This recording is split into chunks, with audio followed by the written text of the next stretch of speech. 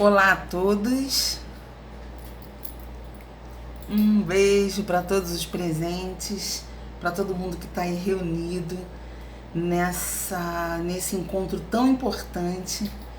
Eu estou muito feliz de poder falar um pouquinho para vocês, de me fazer presente de alguma forma, mesmo que uma mensagem gravada com muito carinho, com muita alegria e levando uma energia de muita solidariedade nesse momento em que vocês estão aí reunidos para fortalecerem essa causa do câncer de mama, que é tão importante e que tem cada vez mais acometido muitas mulheres, homens também, mas a gente está aqui focando a questão das mulheres porque a estatística é muito grande e tem aumentado cada vez mais. Então estou muito feliz de poder falar, de poder gravar essa mensagem para vocês e de levar um pouquinho da minha história, um pouquinho da história dos enfrentamentos que tive durante o tratamento e que tenho certeza que muitas pessoas vão se identificar, e também das mudanças e das transformações que a gente tem que promover na vida após o tratamento, porque a gente realmente tem muitas questões a enfrentar depois e não se fala muito nisso. Depois que acaba o tratamento, não se tem muito suporte para o que se tem que prosseguir, né? E eu acho muito importante a gente poder discutir isso. Então, eu quero expressar toda a minha gratidão de estar presente de alguma forma com vocês, falando sobre essas coisas e deixando aqui o meu recado com muito carinho e muita gratidão por estar presente nesse momento. Quero agradecer a Lídia de Paula, minha querida, uma querida irmã que a vida me deu, por esse convite e por essa oportunidade de poder falar um pouco dessa minha história e poder deixar um pouco da história que eu tive com o câncer para vocês. Eu vou começar assim, e quero agradecer a vocês também por dispensarem a atenção de vocês, para me ouvirem e para poderem conhecer um pouquinho da minha história. Eu me chamo Miriam Almeida e tenho 48 anos e descobri o câncer de mama oficialmente em 2014. Mas eu já havia descoberto um nódulo em 2013 com um autoexame. E aqui eu abro uma pausa para a gente destacar a importância do autoexame. Aquela história do "Ei menina, se toque! Ei meninas, se toquem!", que se fala tanto nas redes sociais, é para a gente reforçar isso fortemente, porque o autoexame é muito importante. No meu caso, vocês vão entender, então, por que foi crucial. Eu era acompanhada ou desacompanhada por uma profissional, uma médica ginecologista, que na época que eu, com o autoexame, descobri o nódulo, eu não tive suporte profissional dela para prosseguir com o diagnóstico, para fazer uma busca mais apurada. Eu não tive isso. E muito pelo contrário, foi o contrário, ela não me incentivou e ainda teve um discurso de que somos alarmistas, de que tudo é câncer. E já assustada com aquela descoberta, a minha mente entrou em alguma pausa, em alguma proteção talvez de não querer descobrir, de não querer ir à frente. Hoje em dia eu consigo ver que foi isso, mas na época eu não tinha esse discernimento. Eu simplesmente não procurei outro médico e eu me escondi um pouco atrás daquele discurso dela. E o tempo foi passando e eu continuava fazendo autoexame e eu comecei a perceber que doía o nódulo que eu havia descoberto e que ele havia aumentado um pouco de tamanho. E Outra pausa importante é que muita gente diz que câncer não dói. Ah, se dói, não é câncer, fica tranquila. Então é importante a gente derrubar esses mitos também, porque muitas pessoas retardam o diagnóstico e a busca de um diagnóstico mais preciso por causa desses discursos, por causa dessas histórias que existem de que câncer não dói. Qualquer coisa que seja descoberta e que você ache diferente no autoexame deve ser esclarecida, deve ter uma busca mais refinada. A gente não pode ir atrás desses mitos que existem, porque na verdade eu sou uma prova de que câncer pode doer, sim, porque o nódulo que eu havia descoberto, ele doía. E eu prossegui com a mesma médica, sem trocar. Ela me orientou a fazer uma ultrassonografia de mama, porque ia esperar o ano virar para fazer uma mamografia, enfim. Eu não vou entrar muito nesses detalhes, porque eu acho que não cabe. Não vão acrescentar muita coisa pra gente. A verdade é que eu fui fazer uma biópsia para uma confirmação mais apurada somente no ano seguinte, quando então eu acordei e fui procurar um outro médico, um mastologista, um especialista na área. E ele me pediu uma mamografia e já na mamografia ele visualizou que havia uma aparência de malignidade no nódulo. E aí pediu uma confirmação com a biópsia. Então eu fiz a biópsia em 2014 e eu tive a confirmação de que realmente eu estava com câncer de mama. Então, daí foi aquela história que muita gente vai se identificar, o baque do diagnóstico. Eu sempre fui e sou uma pessoa que sou muito positiva para enfrentar as coisas, tenho muita fé, tenho muita esperança. Mas naquele momento é uma tijolada que a gente leva. É um momento muito difícil, o momento do diagnóstico, né? E aí eu costumo brincar que eu tive os meus 20 minutos de fúria, que foi o dia que eu abri o exame antes de chegar no mastologista. Fiquei muito abalada, realmente, e aí procurei me controlar para chegar até o médico e ouvir realmente dele um posicionamento mais oficial, vamos dizer assim.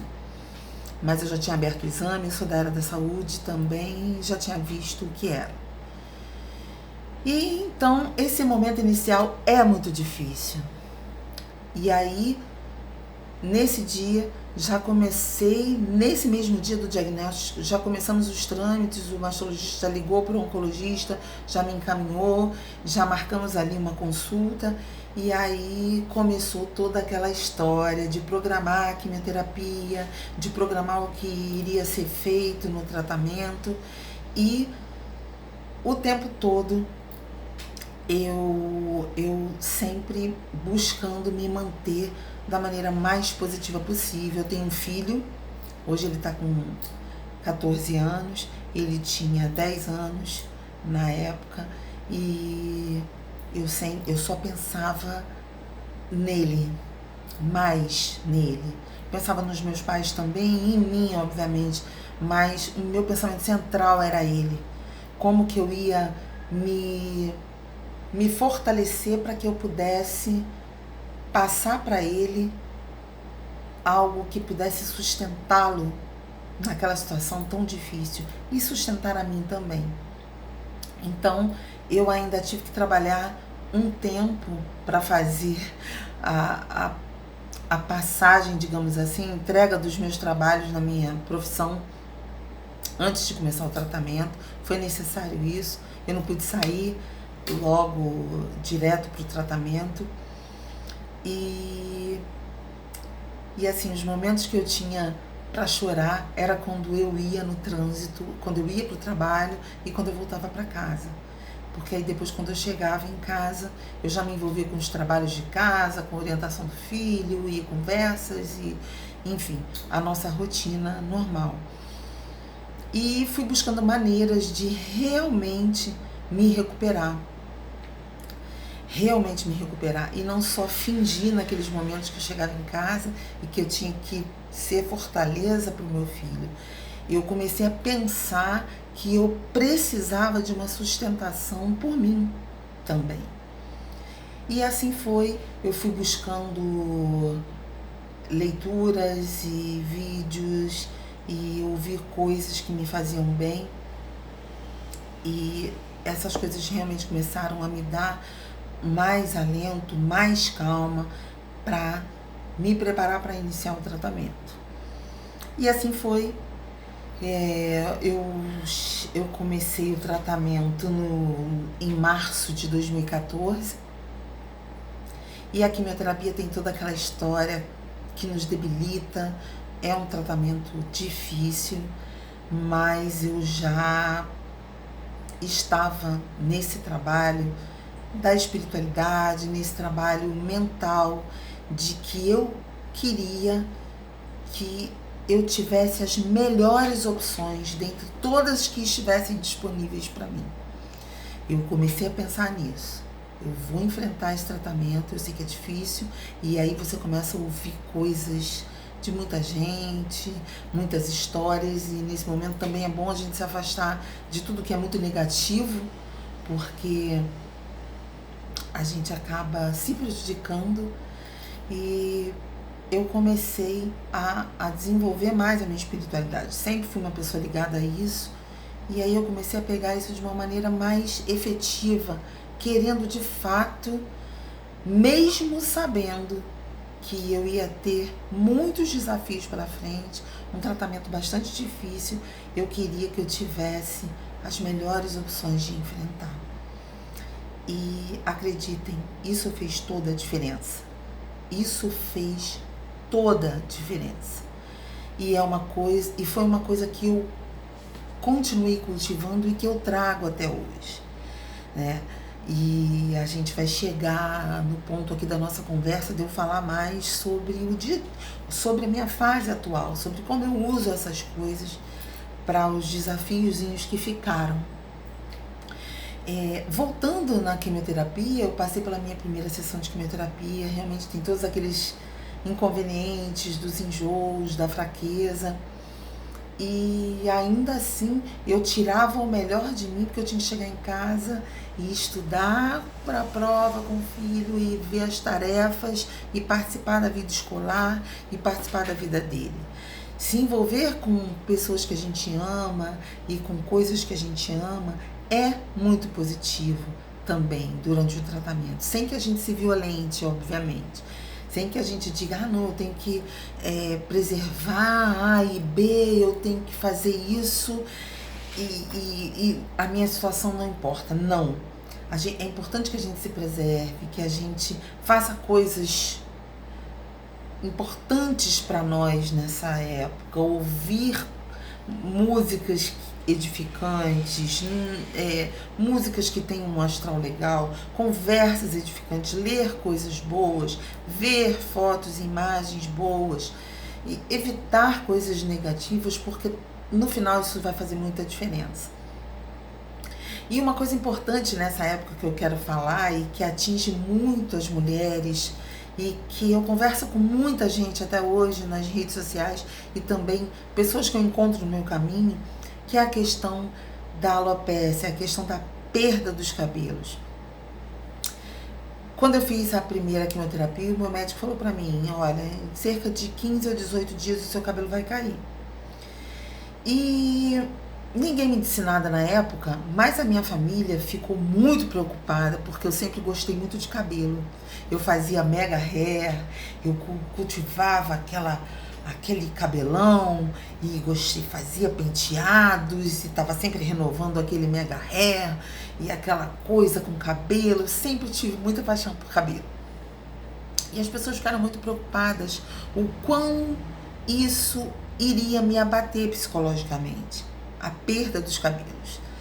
E E assim, na minha cabeça, todas as coisas que eu estava fazendo para enfrentar positivamente o câncer e o tratamento, e inclusive a perda de cabelo, que eu sabia que iria acontecer, todas essas coisas me deram uma força. Todas essas coisas trouxeram, de fato, uma possibilidade de enfrentar diferente. E eu acabei me surpreendendo e surpreendendo a todos com a questão do cabelo. Que eu comecei a ver todas as coisas que eram negativas que eu via na internet, ou pessoas falando sobre a perda do cabelo de uma maneira muito negativa, eu evitei. Eu comecei a pensar que o cabelo cresce depois do tratamento.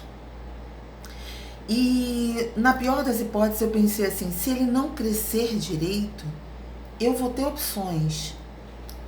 Eu vou arrumar opções. Eu quero estar viva, eu quero estar bem, eu quero estar curada.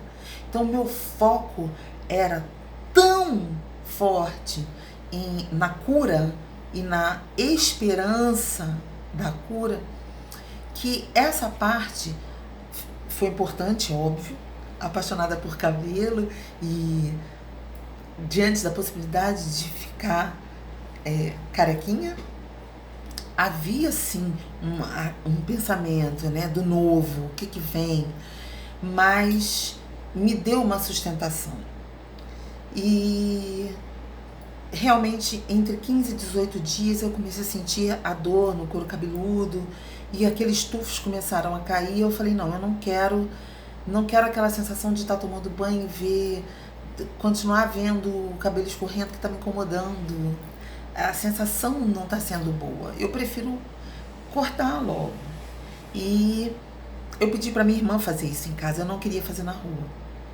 Falei para minha irmã, você vai passar a máquina e a gente vai tirar esse cabelo que está aí. Ela aceitou, minha irmã é enfermeira. Ela aceitou.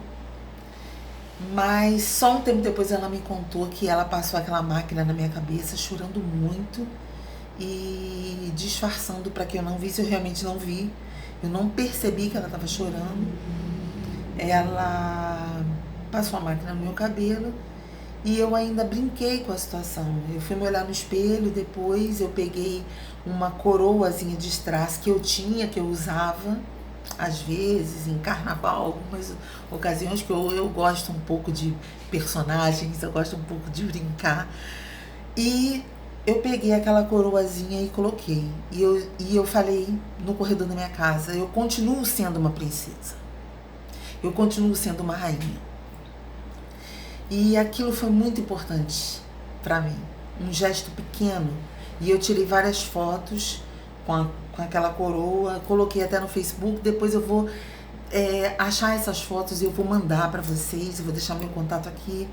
Vou deixar meu Facebook com a Lídia. Vocês vão poder ir lá e verem as fotos. Tem foto careca. Eu colei uma borboleta na época que eu estava sem cabelo, porque aquilo simbolizava para mim o meu renascimento.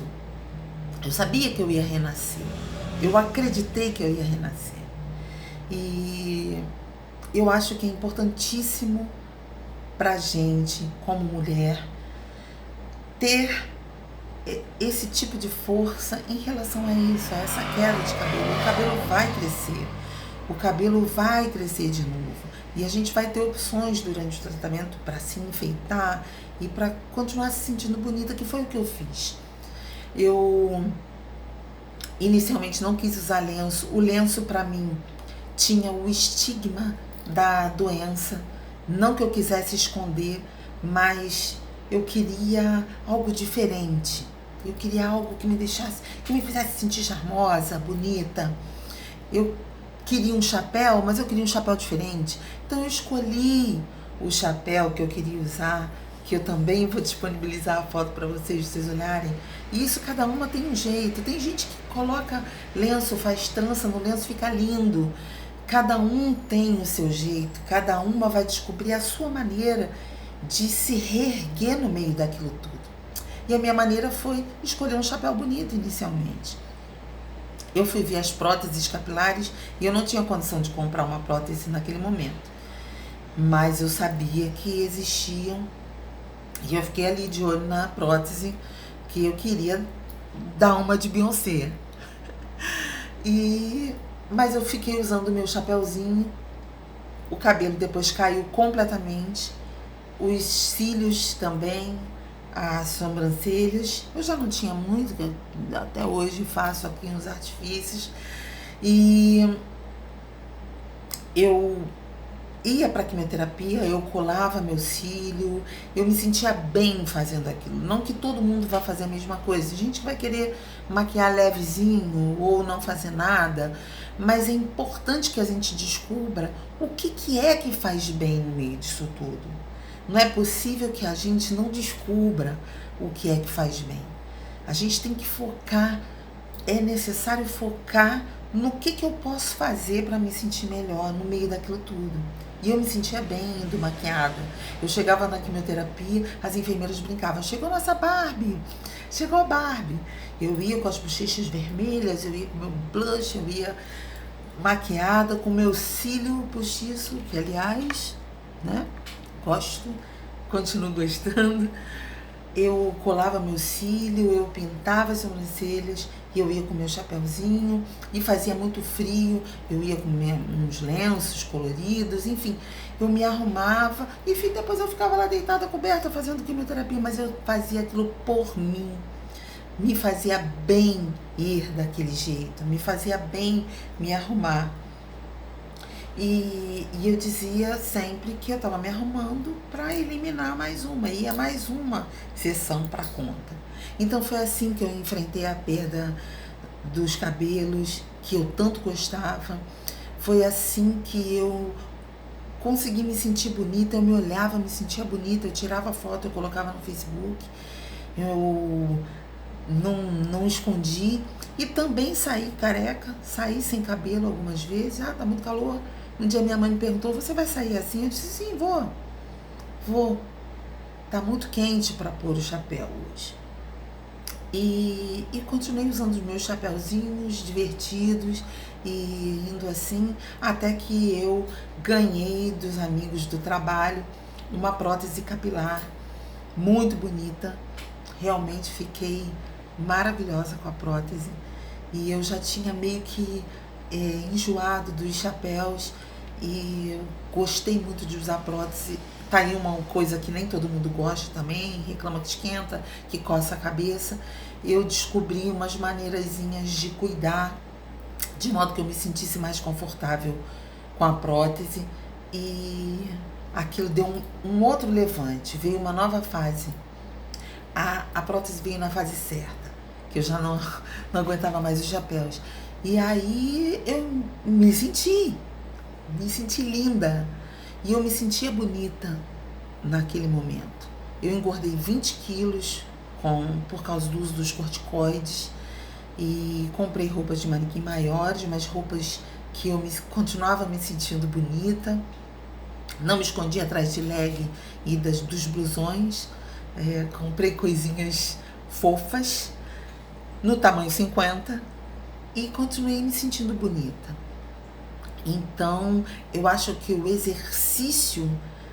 por que eu estou alongando essa história um pouco? Porque o exercício da gente se sentir bonita, o exercício da gente se olhar e não se sentir derrotadas é importantíssimo. Não com uma visão jogo do contente, né? Aquela visão escondendo a realidade,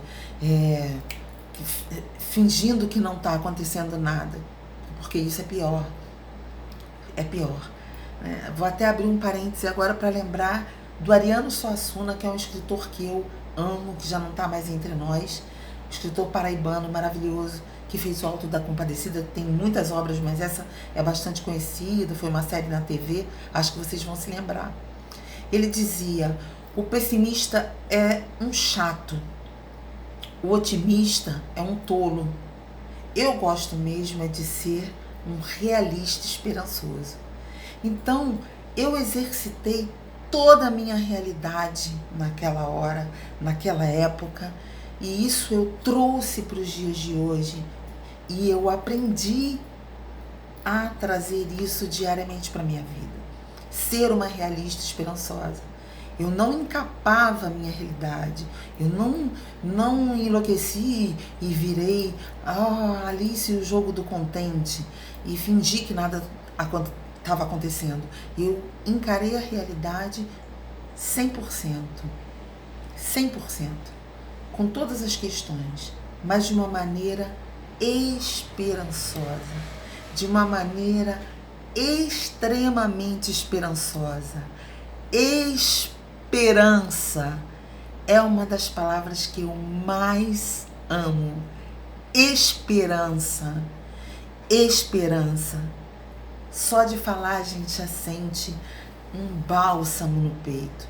Então eu enfrentei a perda dos cabelos, eu enfrentei um aumento de peso. Eu fui uma pessoa sempre magra.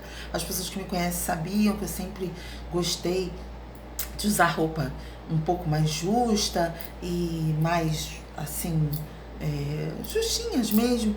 Então eu reformulei tudo de uma maneira que eu me sentisse bem, que eu me sentisse bonita com aqueles 20 quilos a mais.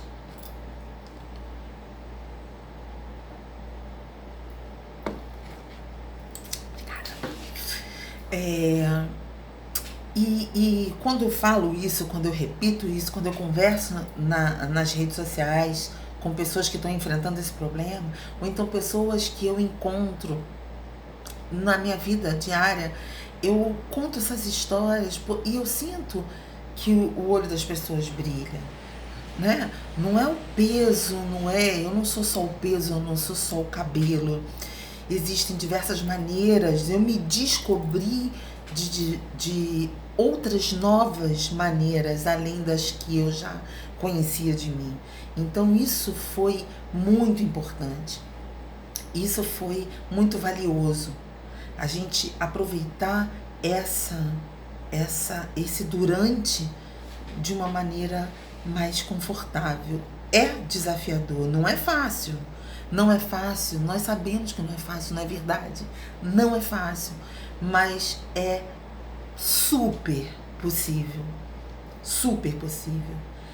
Se envolvendo com músicas, pessoas, lugares e situações que façam bem, que tragam essa mensagem de que é possível passar por isso de uma maneira melhor. E foi assim que aconteceu. O tratamento é difícil, eu tive todos esses desconfortos que o tratamento traz, mas também deixei de ter muitos que contam por causa desse tipo de enfrentamento. A gente sabe que a cabeça da gente está intimamente ligada ao nosso sistema imunológico, a como o nosso corpo reage a tudo. Então, eu tive sim os desconfortos do tratamento, mas eu deixei de ter muitos por conta disso.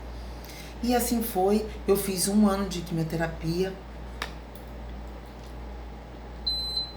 1 ano de quimioterapia enfrentando dessa maneira, tirando minhas fotos, passeando ao ar livre, conversando com o meu médico o que eu podia fazer. E lugares fechados sempre são recomendados da gente evitar, mas ao ar livre eu fazia coisas com os meus pais, com a minha família, perto da natureza, nos lugares que eu gostava de ir, lugares que eu não tinha conhecido, sempre me protegendo e tomando cuidado com aqueles cuidados que a gente tem que ter com a pele, com a exposição ao sol, com a hidratação, com picadas de inseto, enfim, a gente fica um bebê, né? Todo cuidado tem que ser dispensado, a gente fica um bebezinho, mas mesmo assim eu não deixei de fazer as coisas, tomando cuidado e fazendo todas as coisas. Isso é fundamental para passar pelo tratamento. E assim foi, durante 1 ano. Depois de 1 ano de quimioterapia, veio a cirurgia, que é outra etapa muito importante. E nós sabemos que é enfrentar a cirurgia. A gente ouve muitas histórias por aí,